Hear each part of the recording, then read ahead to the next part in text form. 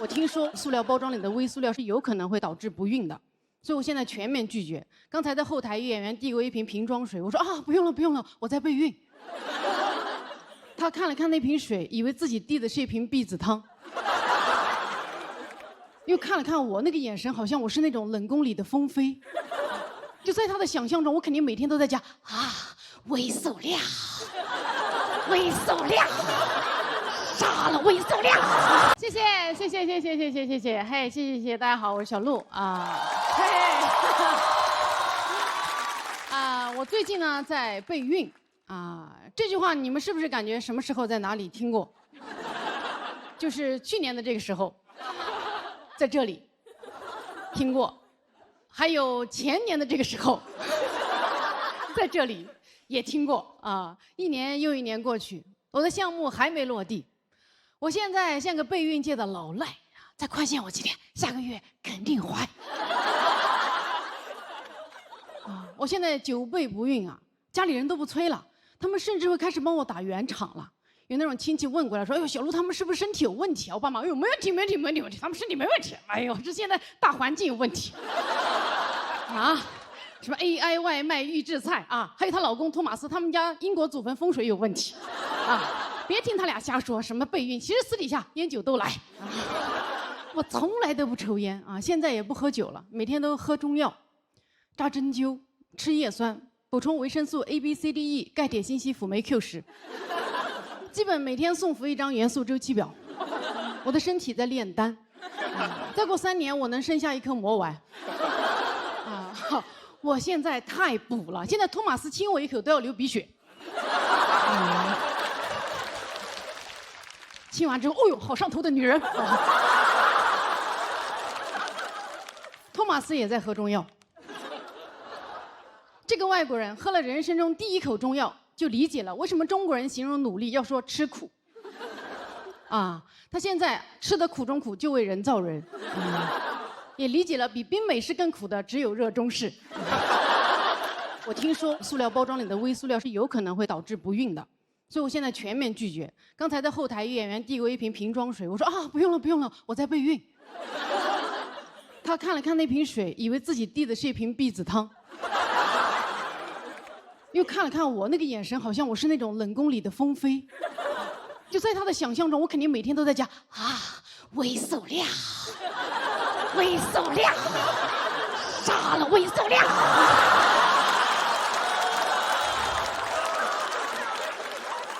备孕需要情绪稳定。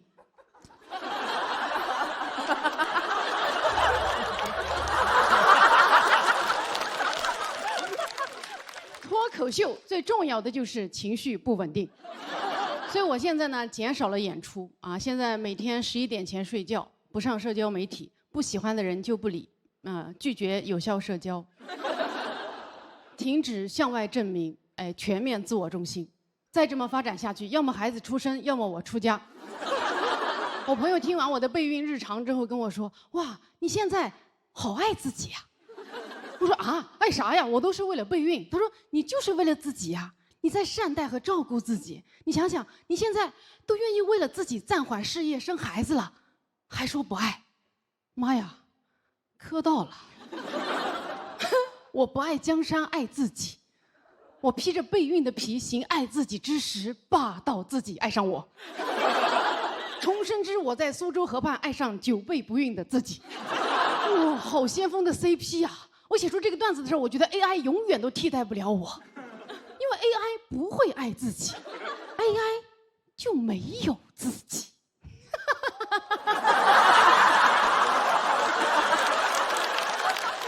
真的很像一个风飞。我现在太爱自己了，你想想，我都愿意复制自己的基因了，那相当于愿意把自己的专场放到线上了，说明我对自己太满意了。你想想，我去复制一个携带我的基因，但是又比我更好的小孩，那算不算遇见更好的自己？家人们，不要爱抽象的自己，去备具体的孕。备孕可以帮你挡掉所有你不喜欢的事情。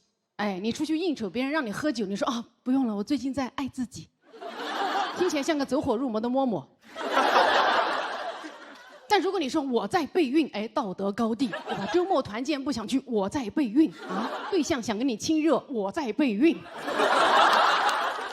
不能熬夜，备孕太好了。我觉得备孕把爱自己具象化了。我现在沉迷备孕啊，我现在都有点怕怀上了。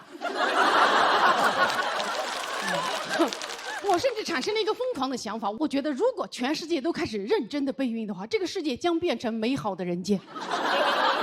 你们先别骂，听我解释一下。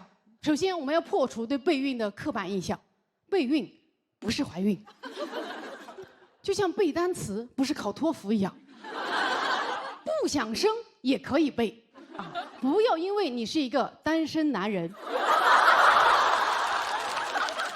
绝经女人或者100岁老人，就不去备孕。备孕是一种生活方式，备孕不是为了生人，是为了人生。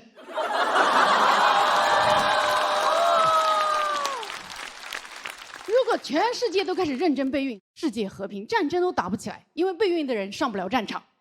我们不能熬夜，啊，不能接近有毒物质，不能情绪不稳定。你想想，在战场上炮弹一响，多少二手烟？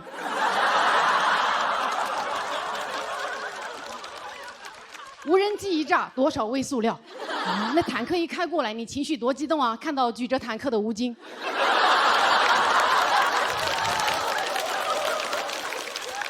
哎，我现在沉迷备孕，我甚至还录了一个真人秀节目，全程记录我备孕，隐私全部暴露。托马斯啊，检查出了一些生育问题，非常的有损生育。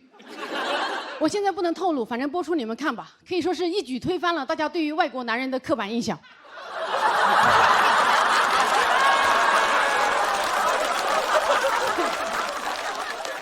他现在啊，都开始顺着电线杆找偏方了。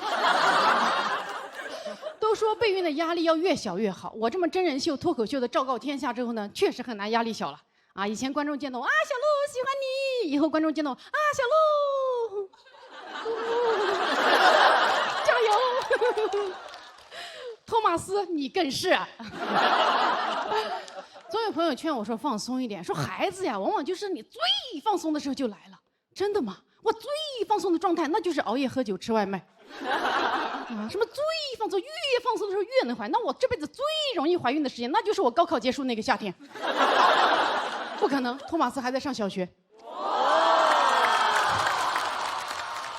我真的不知道该怎么放松的干成一件事情，因为我人生所有的经验都是这种竭尽全力之后先苦后甜，所以我会觉得这种久备不孕、苦尽甘来遇到你，才是我的孩子该拿的人生剧本。我希望我的孩子以后出生之后说的第一句话就是“干了”。备孕啊，改变了我很多。其实现在除了备孕之外的事情，我都放松了很多。比如说像今天魔王挑战赛，谁想来打败我什么的，我都非常的理解并祝福。非常的理解啊，大家都来吧啊！毕竟谁不想打败一个久备不孕的脆弱女人呢？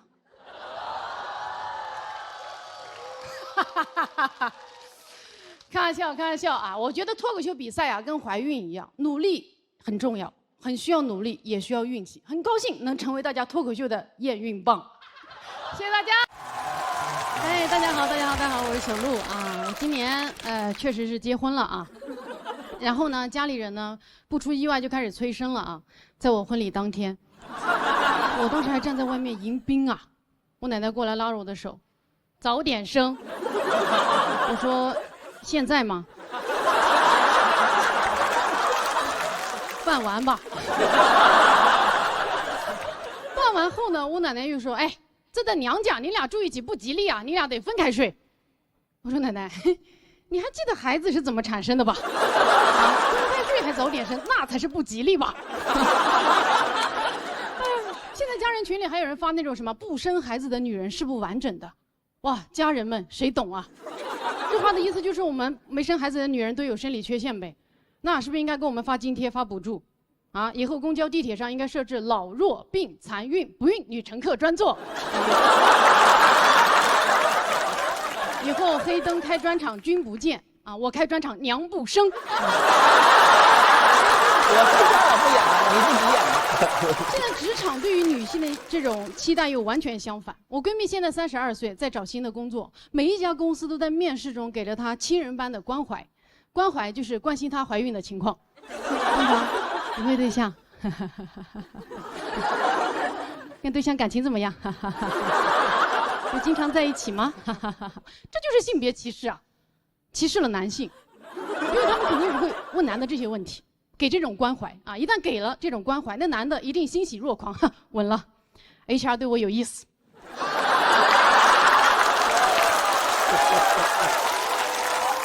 你感觉现在啊，职场对于招聘女性的要求，你要很有才能，但是不会怀孕，也就是怀才不孕。这不是皇后对安陵容的要求吗？好可怕呀！再这么发展下去，以后这些公司会不会办公室里点麝香，往女员工的冰美式里倒避子汤？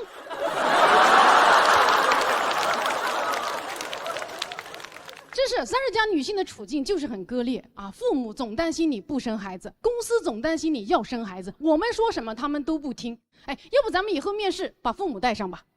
啊，让你的 HR 大战你的 FM。HR 说：“哎呦，招不了啊，他来我们这儿会生孩子。”父母说：“哦，来你们这儿会生孩子。”哎，多新鲜呐！在家跟我说死都不生，来你们这儿就非要生，你们这是办公室还是生产队呀？啊，你这发的什么 offer？ 令人胎动的 offer？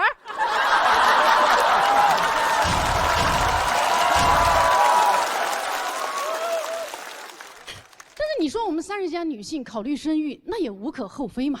因为医生专家都不断的说，如果女性要生育，最好在36岁以前。哇，这话在我听来就像是我的每一颗卵子上面都刻着一排小字 ，best use before。而且我们女性生育还是有个 deadline 的，我又不像男人一样至死都是有生育力的少年，我绝经了我就绝后了，我就没有卵用了。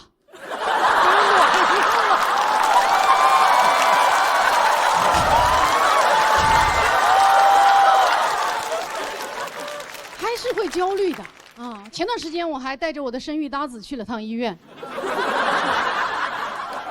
检查完之后啊，医生跟我说，他说你要孩子你就不要抽烟，不要喝酒啊，不要熬夜，不要吃外卖，不要抑郁，不要焦虑啊，不要压力过大。听完我就压力过大，当晚就失眠了啊，就想熬夜、抽烟、喝酒、吃外卖。而我的搭子哦，他只需要不抽烟，而他本来就不抽烟，所以他只需要做自己就能做爸爸。哇，我真的好嫉妒他！我现在甚至希望他染上烟瘾再戒掉。哎，我突然感觉妈妈爸爸这个组合好像凤凰传奇呀。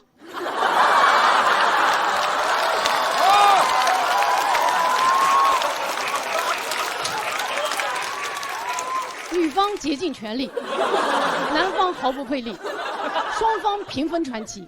啊，男方仅有的存在感就是女方说要不要孩子呀？他说要。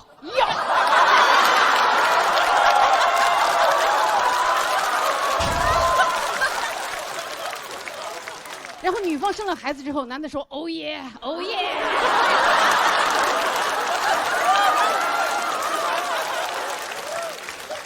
妈妈爸爸这种职称难道不应该按劳分配吗？对吧？妈妈把孩子生下来，那男的首先是哥哥。表现良好了，封为叔叔；犯了大错，贬为弟弟。以后改过自新，努力奋斗，功高盖我了，可以把他扶正为爸爸。以后这男的要震慑孩子，都会对着孩子大喊说：“放肆！为父可是你妈妈亲封的爸爸。”现在确实啊，嫉妒已经使我有些丧失理智了啊！我现在有时候会甚至看着我的搭子，心想：明明我俩之间他是那个更适合生孩子的呀。啊，他比我健康，比我健壮，而且我们女性生育会出现的什么脱发、痔疮、大肚子，那都是男人中年本来就要得的。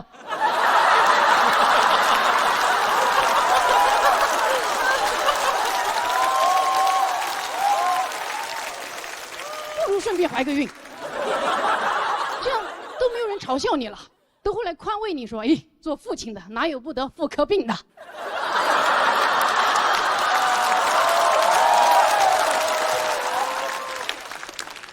对于孩子，我现在真的是既怕生又怕养啊！我很怕我有了孩子，我的孩子就有了软肋。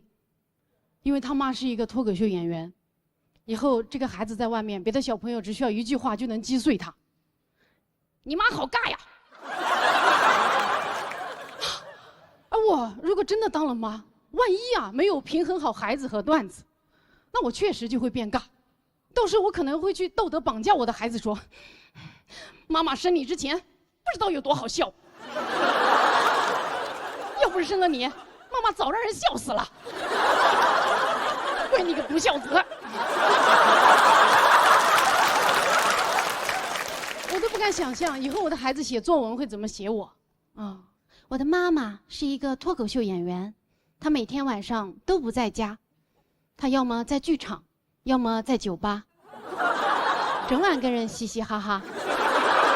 夜深人静了，她才回到家。昏暗的台灯下，妈妈佝偻着背，那是她看自己的段子笑弯了腰。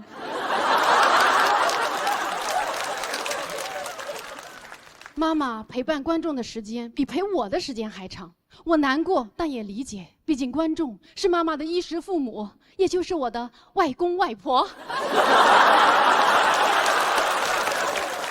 我问妈妈，为什么这么忙还要生我呀？妈妈说，傻孩子，当然是因为再不生我就没有卵用了呀。我问妈妈，非得用吗？妈妈说，当然不是呀，我用只是因为我想遇见你呀。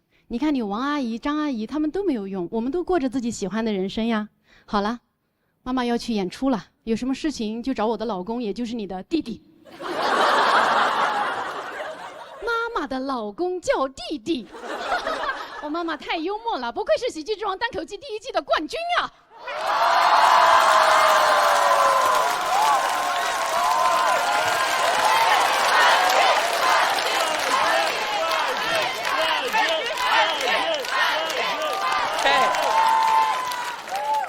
外公外婆们的眼睛是雪亮的。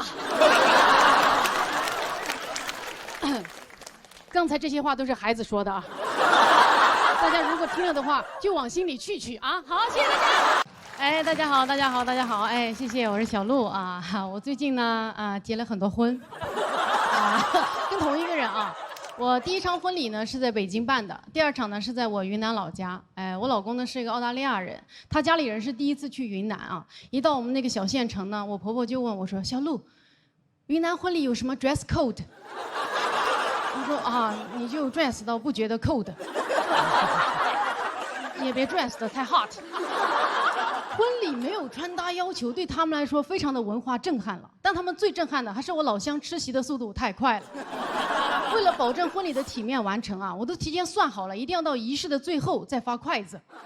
但那天我一进场就看到有人已经吃起来了，没错，老乡自己带了筷子。啊，大意了，光想着晚点发筷子，怎么不想着晚点上菜呢？我要是晚点上菜，他们不就自己带菜了吗？他们吃席真的是太快了，我还在台上念誓词呢，已经有人掏出塑料袋开始打包了。我在那无论贫穷还是富有，老乡不管大虾还是猪肘。我说一生一世永相守，老乡说能带走的都带走。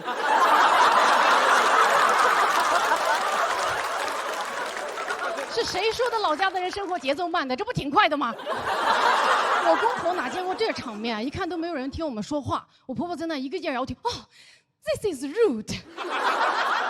我老乡在旁边操着方言，不是rude的，是俗的。嘿，rude的我都打包了。当然，我本人也遭遇了一些文化冲击啊，在这场婚礼，因为我爸妈承担了我们婚礼的所有开支，而我公婆送出的结婚礼物呢，是一条珍珠项链，上面有且仅有1颗珍珠，叫项链都有点僭越了。当时我收到那个吊坠的时候啊，我就告诉自己，小鹿，沉住气，你的福气在后头呢。后头呢，我就收到了我老公哥嫂送出的结婚礼物，2瓶香水。我查了一下，发现其中1瓶还是空气清新剂，真是送了些氛围感，啊！而我的哥嫂送出的结婚红包啊，是他们6个月的工资，哦！我老公知道之后，跟你们一样大为震撼。他说啊，天哪，他们怎么能送这么大的红包啊？我说啊，这个在中国法律是允许的，怎么在澳洲违法吗？不是，我说人类怎么能攒下半年的工资啊？啊，我说哈 ，This is Chinese Kung Fu。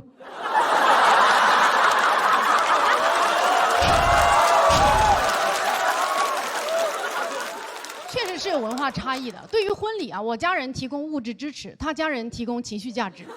婚礼那天，我在台上往下看，几乎所有人都在埋头干饭啊，都觉得婚宴嘛，吃了上顿没下顿啊。只有我婆家那一桌人啊，睁着个大眼睛，就是坐的一群人啊，坐的跟那个小狐獴一样。看完了全程，完全没有动筷子，当然他们也不会用筷子。啊，这场是中式婚礼啊，准确的说是新中式婚礼，因为新郎没给彩礼。以后过年回我家，孩子也是跟我姓，这跟他也姓不了嘛，因为他的中文名都是我取的，也是跟我姓的。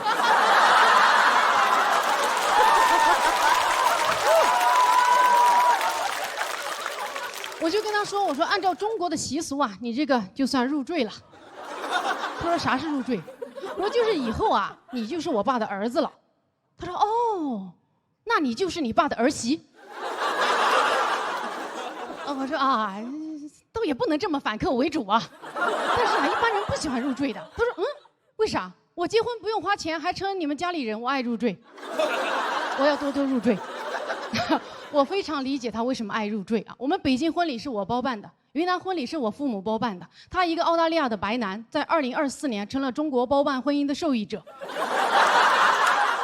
他当然爱入赘了，对他来说一切都是最好的安排。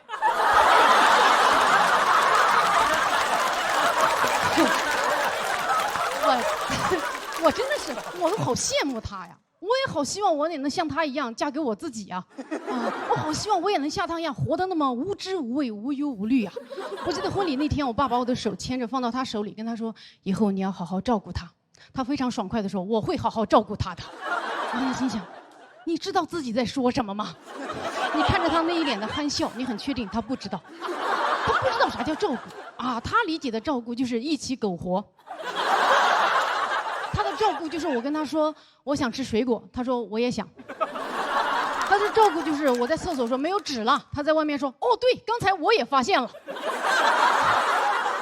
这也是难怪啊，所有的婚礼都是爸爸把女儿交出去，因为但凡是反过来，这个后果就不堪设想了啊！要是我婆婆牵着她的手放到我手里跟我说以后你要好好照顾她，我的脑子里会迅速飘出无数个具体照顾的画面。比如他大半夜喝多了回来，躺在地上哇哇乱吐，边吐边说我爱你，你不得不大半夜爬起来崩溃纠结，到底是先收拾呕吐物还是先终结这令人作呕的爱情。比如他马上就要出差了，飞机都快赶不上了，行李也没收好，24寸的行李箱放进去几件衣服就装不进去了，要爆炸了，还说他尽力了，你看不下去了，亲手一件件收纳完之后，发现所有的行李只占了行李箱一半的一半。他看完之后不以为耻，还笑着跟你说牛啊牛啊牛啊。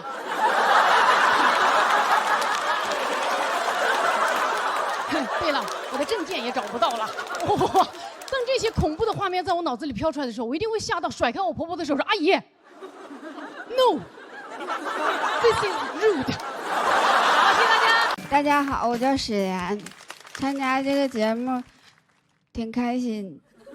真人秀导演跟我说呢，让我给他拍点生活 vlog， 他要剪片子里头。我说这个生活 vlog 最近可能是拍不了，我们家最近冷战呢，没人给我拍。他可高兴了，他说太好了，你让你老公给咱拍点冷战的 vlog 吧。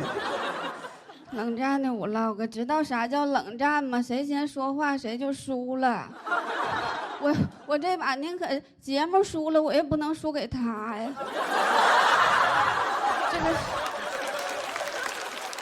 这个是冷战的时候，说话的时候更吓人。我们现在说一次话，我感觉我就少点啥，少个器官，有的时候就是。我有的时候跟他说，我说帮我找一下眼镜，他说你没长眼睛吗？我说老公，帮我给手机充一下电呗。他说你是不是没有手？哎，多爷们儿，我喜欢这种。然后有的时候在单位被领导批评了，我就回家跟他诉诉苦。他说你没长脑袋呀。真的，他要这么说我就不爱听。我要是没长脑袋的话，我眼镜往哪儿挂呀？我回手我就给他了一个嘴巴子。他说你打我干啥？我说你脸上有个蚊子。他说有蚊子你就给他轰走呗。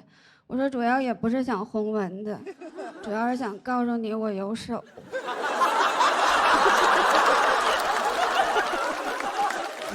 他说那你还挺有脑子呢。是我第二天我就给我们家蚊子都给杀一遍，我怕蚊子落我脸上。我可真有脑子。但是有脑子也整不明白孩子。我们家现在有一个小孩，今年10岁了，这是跟你们说，搁外头我都告诉人家8岁。我特别害怕，就是别人通过我儿子的年龄，完反过来推算我的年龄。哎，我怎么回事？我就突然感觉自己，我说我们家孩子突然之间这么大了呢？啊，自己都有点接受不了。其实刚才跟你们也没说实话，其实12了。哎呀，咋这么大了呢？这么大个孩子，真的当家长这些年净上当了。前一阵有一个兴趣班给我打电话，他说我们最近新招了一个老师，30多年教龄，让我去试听。我去听了一下，我说你这个不止30年吧，你这个最起码得有80年教龄了，比我说话还慢呢。我说你说话这么慢，一堂课能讲几个知识点呢？我这2年咋骗钱的我不知道啊。孩子还是应该少上点兴趣班，多看点书。我就给他买了几本作文书，这作文书前边讲的可好了，翻开作业给我吓一跳。他说请你和莫言比一比，看看谁的描写更生动吧。我儿子还能跟莫言比？咋的？我儿子是余华呀，余华也不能同意呀。再说了，我也不能同意。余华都60多了，我12我都嫌大。而且你跟现在的小孩沟通也很费劲，现在的小孩满脑子都是互联网思维。前2天我儿子跟我说，他说妈妈能不能上闲鱼上给我收一本写完的暑假作业呀？我说孩子，闲鱼上都是没写的。他说那正好把我这挂上，我这没写。然后有的时候也挺担心他早恋的问题嘛，我就侧面的问一问，我说孩子，你们班有没有那种小孩有男朋友或者是有女朋友的？他说妈妈基本上都有了。我就特别紧张，我说哎呀，我说孩子，那你有吗？他说我没有，我是一个孤儿。我都不知道他是明白还是不明白。而且你培养小男孩是吧，你还得给他听点英雄的故事，培养他这个男子汉的气概。所以我之前就给他听点那个单田芳的《白眉大侠》。单田芳你们知道吗？讲评书的一个评书大师。要不知道的话更好，就千万别让孩子听了。我现在都不太敢回家了。我一推开门，我说孩子，妈妈回来了。哇呀呀呀呀呀！妈妈来得好。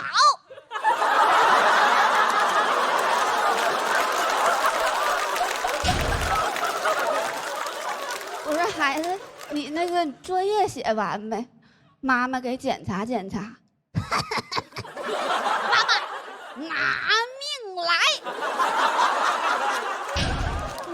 我说我咋睡不着觉呢？总想要我的命，我现在天天晚上感觉有人要害我，总想要我命。我看他是真想当孤儿，但是想当孤儿也挺好，最起码这个事儿我老公可以参与一下了。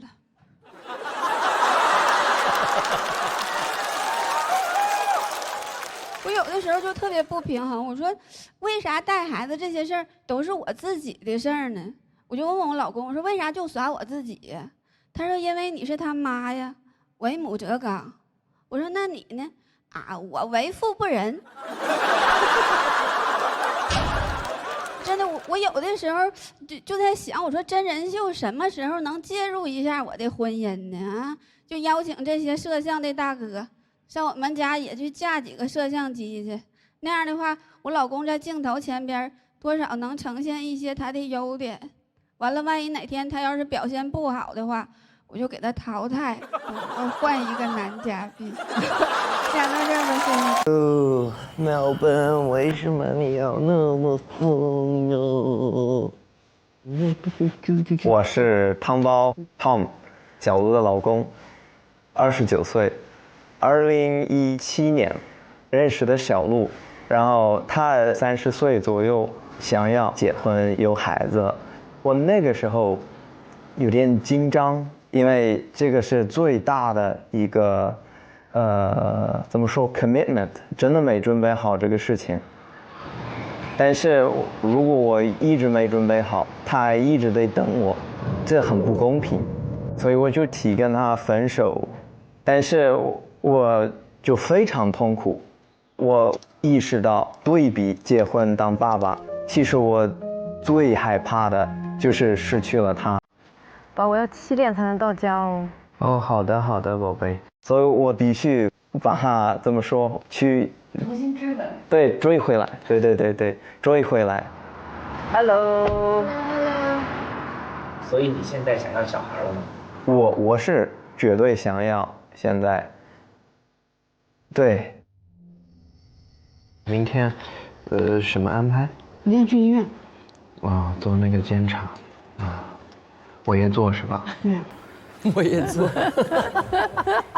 讨厌，做检查，万一出一个你没想要的结果呢？你不要说这种话，你这个人。我没有，我就说是我讨厌那个医院，因为那个。你中国人都不说这些东西，知道哦，吗？好的好的。就是别人不喜欢。那。什么？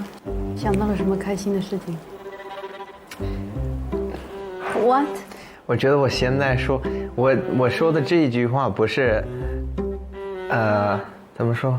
我在这种场景说，听起来有别的意思，但是没有那个意思。我就说我们的备孕要开始了。哦。就觉得有点。我给你准备了一个小礼物。好。我觉得备孕我们可以准备所有事情，但是可能最重要的就是时间正好，所以我就你买了一个时光机，你看他们俩之间的表情。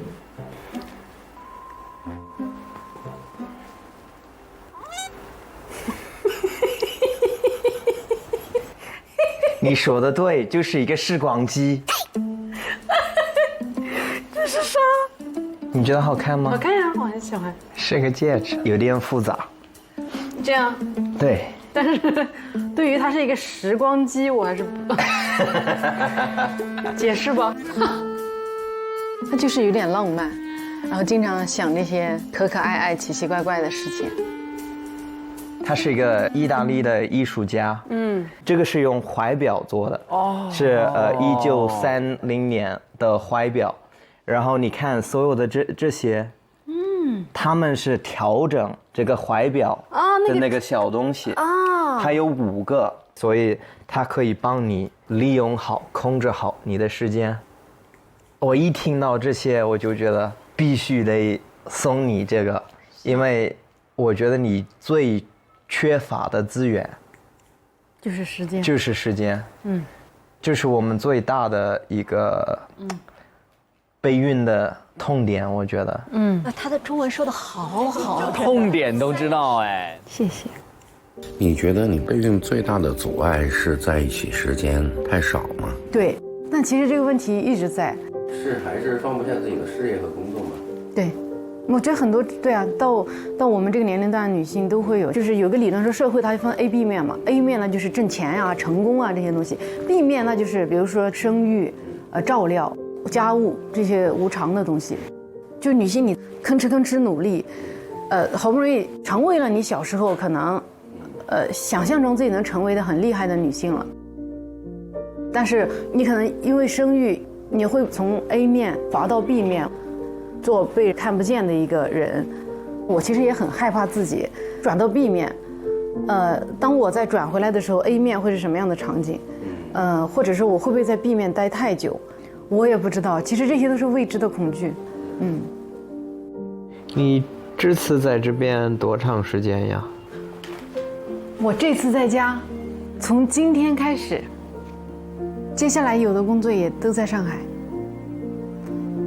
我会很长时间都不会再出差。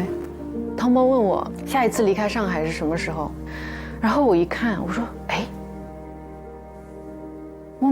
我不知道我下次离开上海是什么时候。我从今天开始，我会一直在上海，一直在家里啊。这个事情简直是。”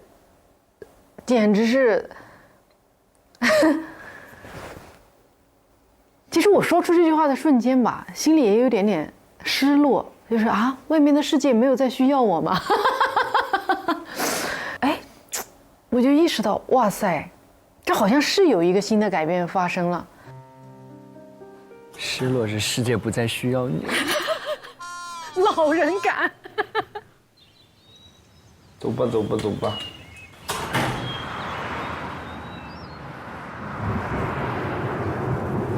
那我们要去做一些检查呀。哎呀，这种检查都很痛苦。我其实每次要做这个检查，我都这个心就感觉很 heavy 的。没事，就看现在什么情况。我去年本来就准备做那个输卵管造影的，但是后来是因为我的人整体的状态太差了，医生他就建议我先不要再着急这个事情。但是我过去这1年很难说我有认真的照顾自己的身体，是挺紧张的，因为我就是不知道经过我这1年的奔波，我这个身体到了一个什么情况了。我们加油！嗨，主任。请进。这个是去年2月份做的中度的积水，就是25年以后就没有再做过超声是吗？对。现在你的月经规律吗？它就是每次都会提前那么一点。痛经吗？比如说有时候止疼药都止不住。好。现在你性生活的频率正常吗？你们2个人性生活的频率正常吗？我什么叫是正常？1周2次到3次。那不正常。大概。但是你是不采取避孕措施的是吧？不采取。现在不吃也算吃吗？吃就忘了，就不是昨天吃了1颗，这不是特别规律的，因为今天要来，所以过去这6个月里的第一颗。所以基本上整体的叶酸代谢的检查，然后会帮你复查一个甲状腺和性激素的和卵巢的功能，然后因为你痛经，我们会查一个就是内异症的排查，也会帮你一起做掉，好吧？然后你还需要复查一个超声，差不多就是这些检查，好，行 ，OK 吗？好的，行。先生的话是查过精液的，对吗？2024年。对。啊，那你再去查一个吧。今天我们王医生可以帮你开一个。男生只有查这一项吗？这个是叫我们对男生没有那么详细的照顾，就说他只要看上去身体还可以，我们就不太管他。血液什么的不用查吗？他的话，他不是跟你一起做过这个？对，你可以给我也看一下。谢谢。他好像确实还可以。OK， 行，那我觉得你暂时先查一个精液常规就可以。好，谢谢医生。那我走了，一会儿见。你好，那个精子检查，没事，可以说中文。OK， 倒进去。OK， 给您。好，谢谢。然后再到我手上。OK， 好，谢谢。你好，小鹿吗？哎，对。啊，你好，谢谢。你就备孕是吧？哎。肯定还是有点严重的，你肯定还是有积液的。可能24年发现右侧输卵管积液。输卵管目前是没啥。输卵管目前没积液了。没积液了吗？盆腔里面有积液。所以我输卵管现在没有积液吗？对呀。哇，所以它会自己消失吗？会的呀。啊。看看是没接啊。哦，好哎，那而且你碰不碰你要去做一个输卵管疏通的那个作用。好，好，好，谢谢，谢谢，太好了。哎，很骄傲，很骄傲的走出来了，是怎么回事？我觉得我就是我那一瞬间吧，我有一种就觉得我这个人做了很多的好事。好的，好的，好，再见啊。哎，你等一下，我有点洒了，然后没多少进去，对，没有全部倒进去，对，就是没多少，真的是。你要么再留一点，你这次不要洒了，就是流进去就用这个倒进去。OK， 稍微的要留一点，因为这个太少，我怕做了不准。OK。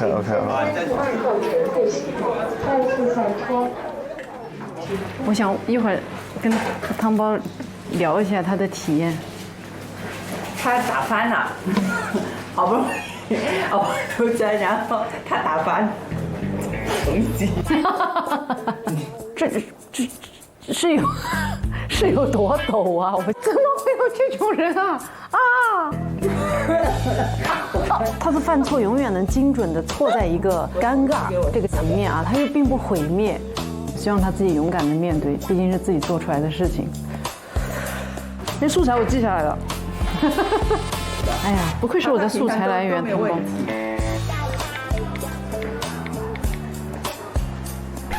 我就不做，我可能得回来弄。有一个技术上的问题啊，你讲讲。我讲讲吗？你不想讲吗？我觉得我不太合适吧。好，你不想讲就算了，没事。啊，哎，真的。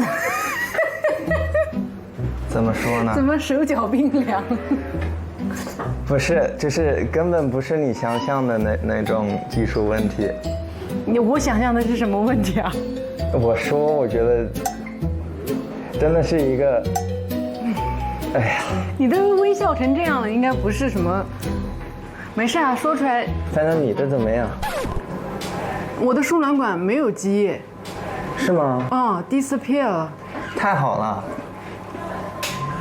但是，不代表它是完全通的。对，给我看的医生，我可能一会儿去找他，跟他聊一下我该怎么弄。哎，我们一会儿找医生确认一下那点量够不够，主要是。什么意思？量够不够？好尴尬呀，这个量够不够？我没交给他。The first one 你不是给了吗？但这个不够，而且我不想给那个。我们检查结果出来了，我们去看吧。好，去看。哎呀，谢谢。检查的医生就跟我讲说，那个输卵管积液没有了。对，他说这次没有积液。我给你看一下，这是右边的卵巢，那它的水在这卵巢的边上。就这个水呢，肯定是打不上输卵管积水。但是到底输卵管有没有积水呢？没有办法100%的排出，因为这个水呢，它没有在最后面，它离这个卵巢比较近一点。但是确实从 B 超声上，它不是输卵管积液的声响。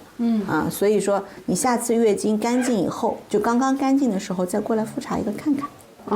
总体来讲，我觉得还 OK， 不一定非要做输卵管积液的手术。现在我是觉得啊，你最主要的问题是什么？就是你还没有好好的试过。哇，哎，您刚刚说的那个1周2到3次那个，对，就是想要备孕的，但他如果又不到医院去看，根本不考虑自己什么时候排卵的话，是要维持这个频率，是这个意思。就碰运气是吧？哎，是要维持这个频率。但如果说确实认真在备孕了，那么差不多要维持1周的基准。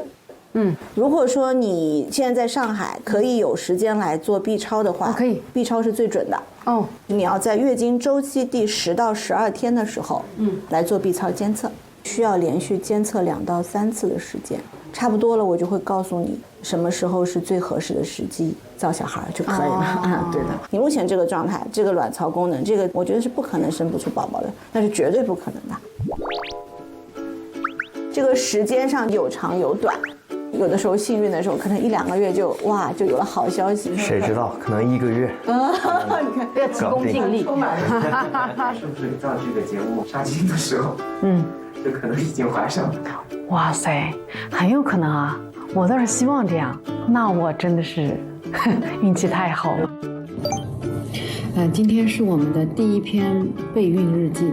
今天听医生说了很多关于备孕的建议，接下来呢，我们就是要进入一种紧锣密鼓的备孕状态了。不知道这个视频录到第几个的时候，我们能够顺利的怀孕，但是我相信我们能做到，能成功，加油！我们加油！加油！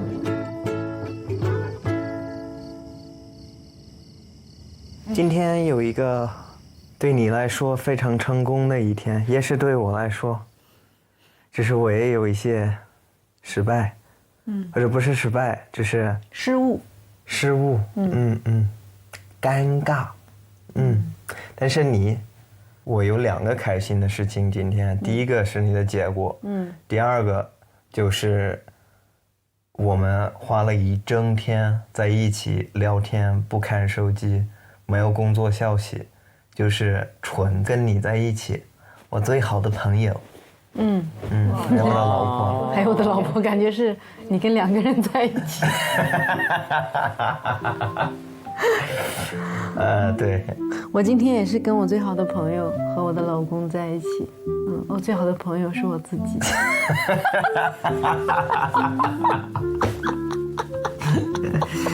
这都可以写成段子。这不错哈。smart。反正明天要去看那个中医。对，那中医我觉得它很好，我可以调理一下。明天看，又是有一个很好的一天。就是有时会有一些好的运气，我觉得。晚安。晚安。晚安。晚安。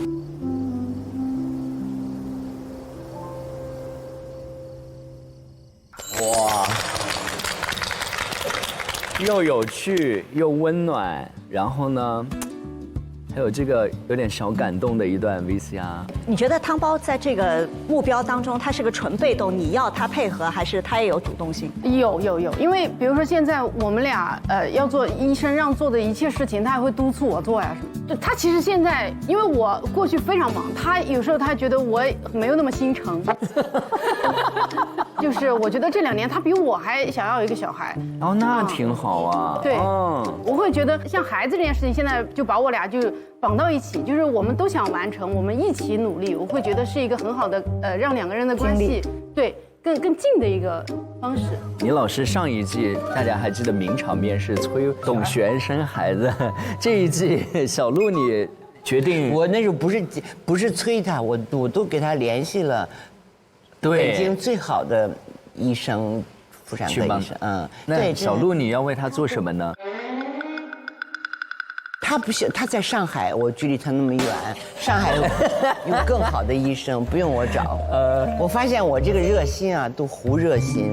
我们现场有个大夫，是中医吗，大夫？你好，是的，是中医的。其实我对小鹿备孕这个的观点啊，因为实际上我们在临床看备孕，100个人其实100个备孕的原因，小鹿属于最容易备孕的那种状态。因为很多人就是在局中不自知，很多人来备孕啊，诊室里边2口子就打起来了。你的错，你才错，所以就不是生理病理的问题，你知道吧？很多这个就是越松弛的状态，去外边旅个游或什么的时候，反而有时候重，其实就是这样。你以为我现在空出来这1个月啊，我什么工作都不接，我让自己松下来，里边没松下来，脑子还是紧的。对。其实两性相悦的那个时刻，是人类就在生理上最欢愉的时刻。就是其实如果人是处在压力里的时候，身体就告诉你这个时候是不能有小孩的，所以你要彻底的放松下来，真的享受2个人的感情哈，2个人那一刻的自然而然发生的这个，所以身心合一的可能更容易有小孩。反正肯定压力是最好的避孕药，这是确定的。